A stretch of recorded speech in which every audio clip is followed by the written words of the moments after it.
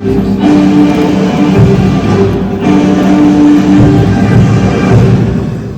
guests, the President of the United States, accompanied by Secretary of the Interior, Deb Haaland and Ryan Reyes.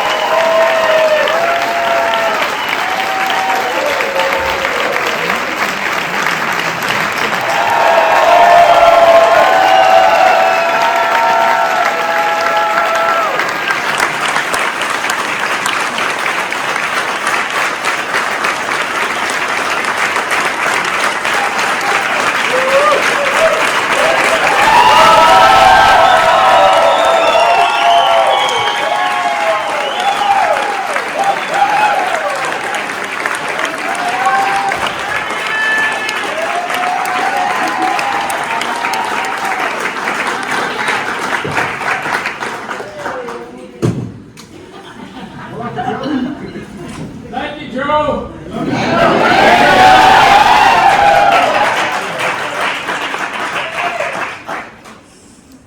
Watsi Haupa, Duhiname and Zakiwitsa Shuimi Hanu. Hello, everyone, relatives and friends. I'm honored to be here with you at the White House. Yes, you can sit down.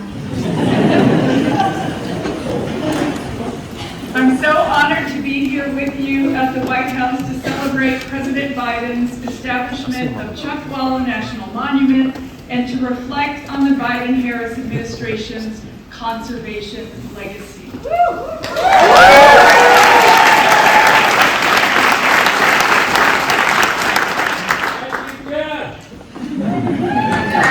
You're very welcome.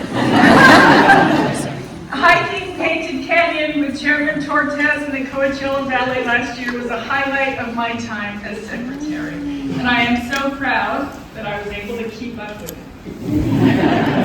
Chuckwalla is an incredible place, and one in which we are all so lucky to experience as our ancestors did. There is no better way to appreciate the land than to walk it, hearing, seeing, and smelling the earth. Today is special because it represents another example, a capstone really, of the Biden-Harris administration's unwavering commitment to protect the places we all love, while uplifting and empowering those who have stewarded them across time. As everyone here knows, Chuckwalla is a living landscape that vibrates with beauty in painted canyons.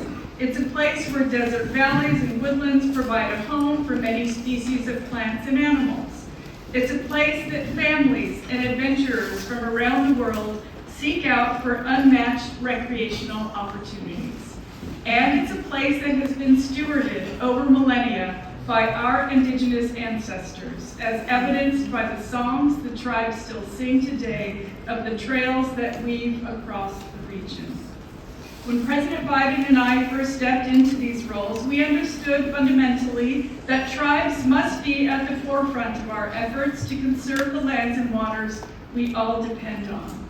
Today, I'm grateful for President Biden's leadership.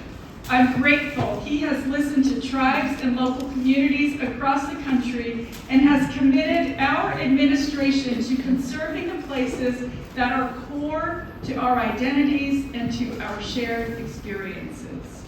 Above all, I'm grateful for the outstanding partners we share this day with. Today, the Chuckwalla National Monument is protected for all of us.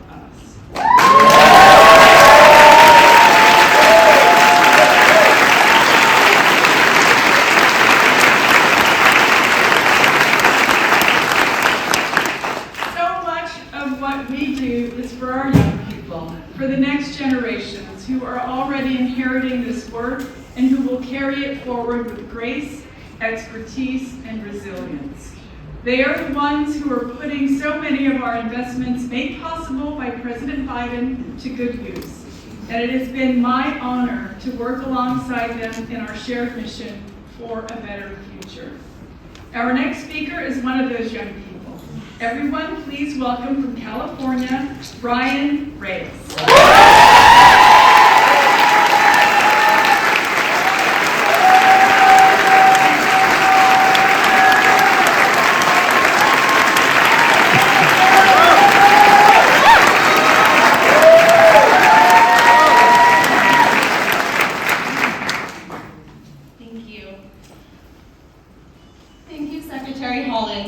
For your inspiring words and for that beautiful picture you painted.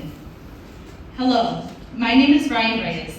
I was born and raised in the Coachella Valley with my parents and 3 younger brothers, just about 30 minutes from Chuckwalla. As a child, I didn't appreciate the natural treasures found in my backyard.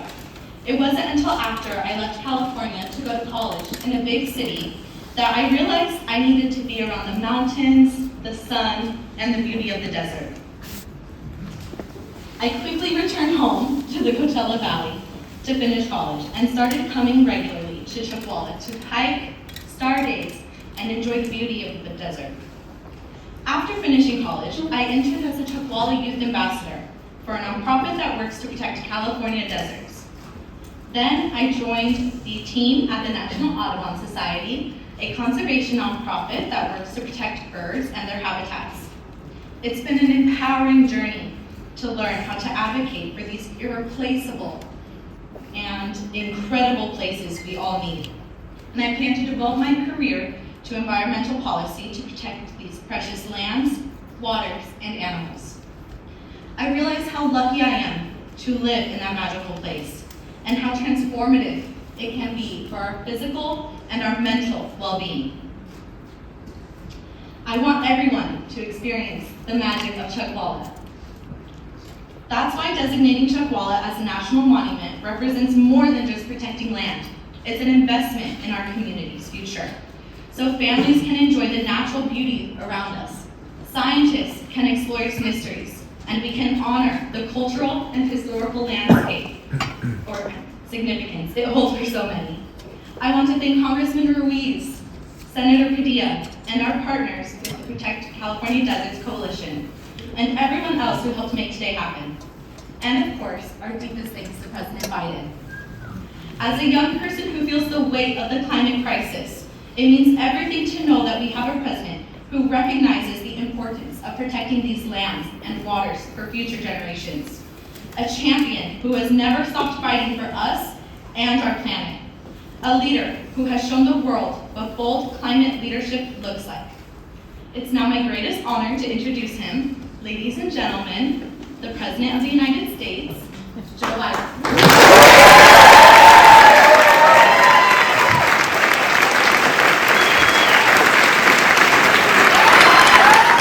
The conservation gives me so much optimism for the future. I mean this sincerely. Before I go much further, I wanted to explain to you why we have these screens up here.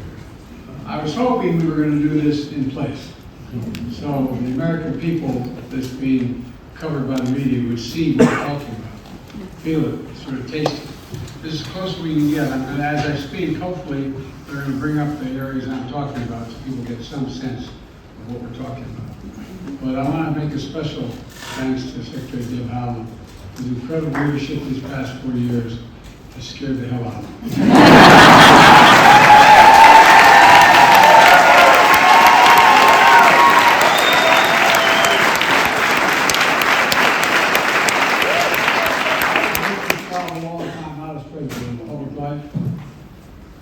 Afraid to tell her no.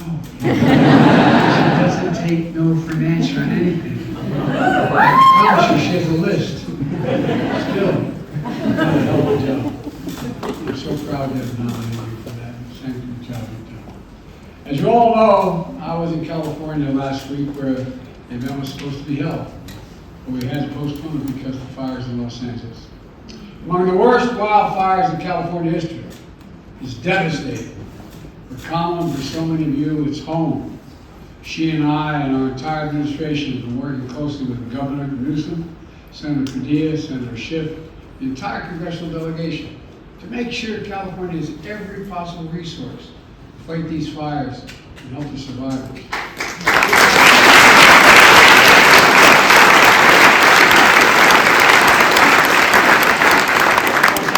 Misinformation that's going out. That includes our heroic firefighters and first responders. The heart of the nation are with the victims and families left behind, and all the people who've lost their homes, livelihoods, and so much to these fires.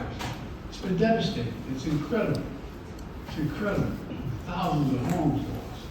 Folks, here's another reminder. Tragedies like this is not about blue states and red states, not about conservatives and liberals. It's about the United States of America. The United States of America. And now, to turn to today's event, in addition to Secretary Holland, we have elected officials of the community and from the tribal community, the Indian nations. I learned that a long time ago from Dan Inouye. Just want you to know that, okay? I once said those Indian reservations, no, Joe, come here. Anyway, I was only 30 years old, but I learned it really quickly. Look, members of the California delegation, Senator Padilla, Representative Ruiz, the champion legislature to establish these national monuments. Key members of my administration, Brenda, Chair of the Council of Economic Equality, and the staff from the Bureau of Land Management, the Fire Service, the Forest Service. Like many families, Jill and I made it a tradition to take our children and grandchildren to national parks and monuments every year. I wanted them to see, feel, smell, taste, look at just what had been preserved. And every time I looked at it, I thought about Teddy Roosevelt and these people, what all they preserved. Imagine had they not acted. Imagine had they not acted. I want them to witness the majesty and beauty of America. It's absolutely majestic. They're natural wonders of the heart and soul of our nation. And you all know it in this room. They unite us, they inspire us. It's a birthright we pass down from generation to generation. And that's why on day one of my administration since then, we've been carrying out the most aggressive climate agenda ever in the history of the world.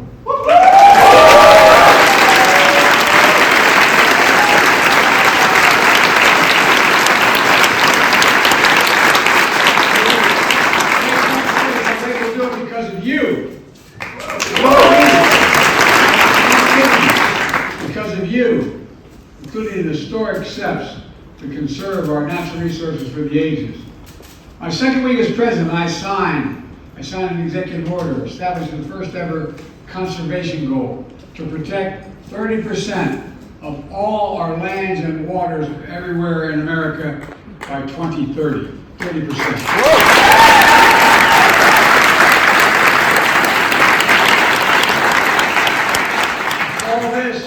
National campaign, America the Beautiful. That's what it's called, America the Beautiful. And over the last 4 years, we've delivered with your help, putting America on track to meet that bold goal. Restoring and creating new national monuments, conserving hundreds of millions of acres of lands and waters all across America. From New England to Minnesota, Texas to Colorado, Arizona to Alaska. And we've also created the first national marine sanctuary in the United States, proposed by indigenous communities, and I thank you for your push.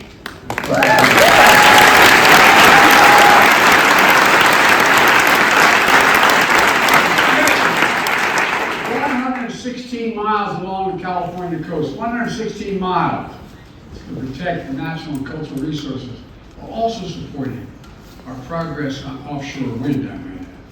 And today, I'm proud to use my authority under the Antiquities Act to designate 2 more national monuments in California. First, Chuck Walla National Monument. This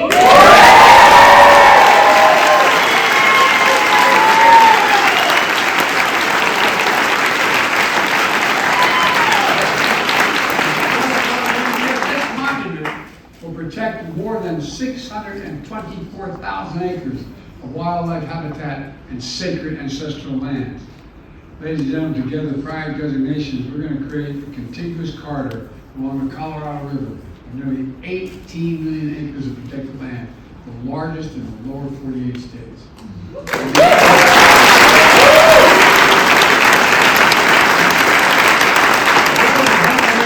That's bigger than the entire state of West Virginia. And it's called the Moab-Mojave Conservation Corridor. Look, today's action will also protect and preserve mountain ranges and rugged canyons, desert floors and deep valleys, sandy slopes, stunning peaks. Tucked away in the desert landscape are beautiful springs and over 50 rare plants and animals. Palm trees, cacti, lavender flowers, lizards, mountain lions, bats, bighorn sheep, owls, desert short tortoises. I mean, this is incredible what's there. This action also preserves a mosaic of trails woven together by tribal nations that trace their origins back thousands of years. And left behind in these trails are ancient ceramics, tools, rock art, sacred ceremonial sites that will also be preserved. We're also preserving ruins of old mines from the 1800s. Their construction drove out indigenous people from their homes, a reminder of the harm that was done. There were remnants of the U.S. Army camp, trained units of desert combat shortly after we entered World War II.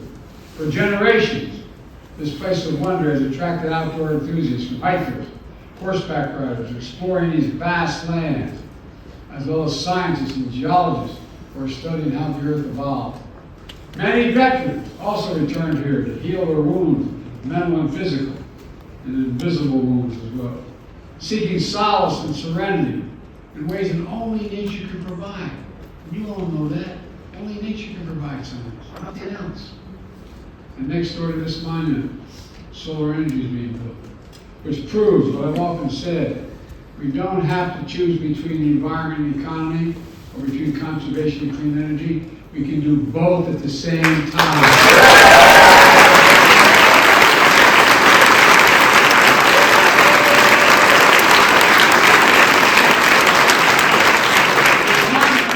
Perfect roadmap for how to strike that balance.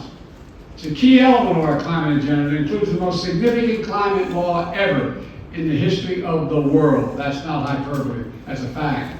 The law that's positioned us to cut carbon emissions in half by 2030. That's generated $300 billion so far in new private sector clean energy investment. $300 billion. And that's creating hundreds of thousands of jobs, unleashing manufacturing boom all across America. You know, and this matters a great deal.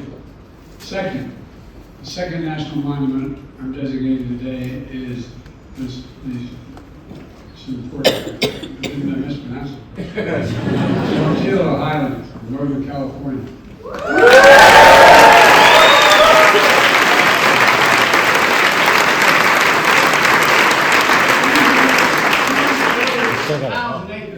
Mountains that contain pristine waters and forests, and stunning rock formations, lava fields, craters, and volcanic activity centuries ago. The center of these highlands, the dormant volcano creates a beautiful lake inside the summit. The highlands are home for countless plants and animals, including fox, frog, bald eagle, bumblebees. The night skies there are darkest in America, and distant galaxies and stars are extra visible. It's incredible. In the 1960s, these lava formations were used by NASA to train astronauts on Apollo missions how to observe and take samples from the moon. And ever since, this landscape support California's outdoor recreation economy, from biking, hunting, fishing, canoeing, and so much more. This area is also sacred to many tribal nations who were violently forced to leave their homes. You know, they held ancient ceremonies. They found sources of reverence and healing here. And they're preserving lands fundamental to who they are and their way of life. Folks, it's important. Today's monument announcements build on another conservation action I took. Last week, I signed 2 directives to protect the entire East Coast, West Coast, and Florida coast and Eastern Gulf, and parts of the Alaskan coast from offshore drilling.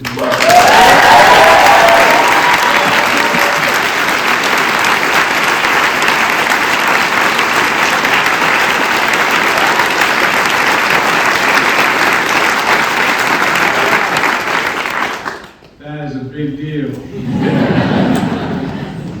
My state's only 3 feet above sea level. You're laughing, but it's important. Nearly 40% of Americans live in coastal communities. And it's not only good for the environment, it's good for our economy. We protect coastal fishing industry that generates $320 billion in income a year. Beach tourism that generates nearly $220 billion annually, and 3 million American jobs. It also saves us billions of potential damage by avoiding oil spills like Deepwater Horizon. You know, in the spirit of conserving not just the waters and lands, but our history, I did something else. I became the first American president to formally recognize a group of mostly Native Hawaiians. They lived for years in uninhabited Pacific Islands in the run-up to World War II, claimed them for the United States. And as a nation, we honored their service. We grew up in California, became America's most acclaimed landscape photographer today. Clyde once said, quote, wilderness is a spiritual necessity. I'd add that our wilderness is a national necessity. Over the past 4 years, I'm proud to have kept my commitment to protect more land and water than any place in American history. More than 670 million acres, bigger than the size of Texas and Alaska combined.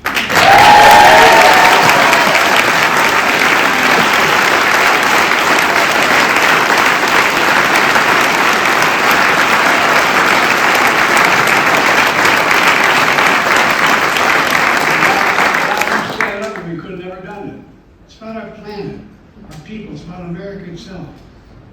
Our outdoor treasures are the pride of our country. The bond between the physical and spiritual world. A bridge to our past and to our future. Conserving them not only protects the livelihoods of people who depend on it, it preserves a key piece of our history. And a full American story. It unites us through the ages. It connects us to something bigger than ourselves. And above all, it reminds us of who we are. I just had another baby grandchild. Guess what? To be precise, I hate to say it, great granddaughter.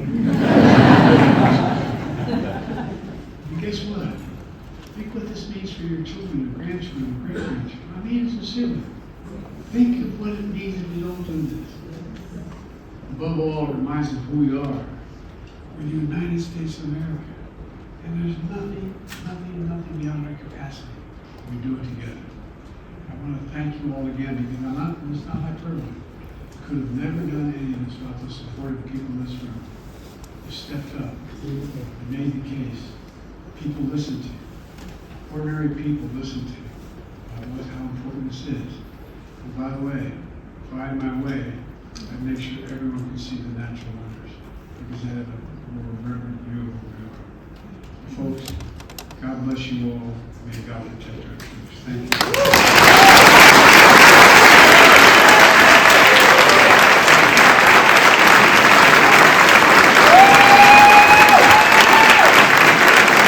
Establishment of the California Chuckwalla National Monument.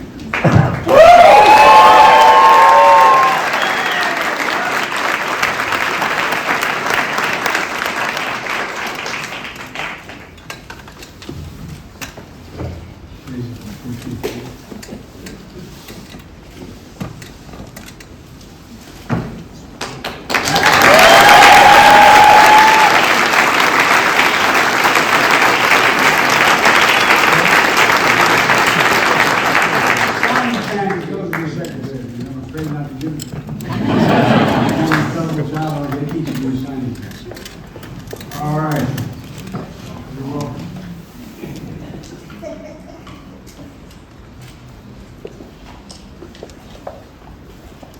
The second I'm signing is the establishment of the Island National Monument.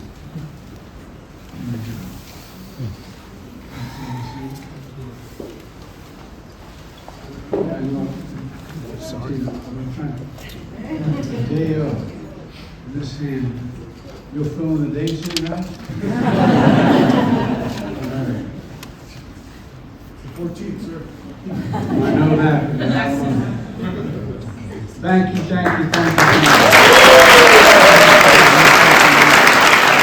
Please remain in your seat for the presidential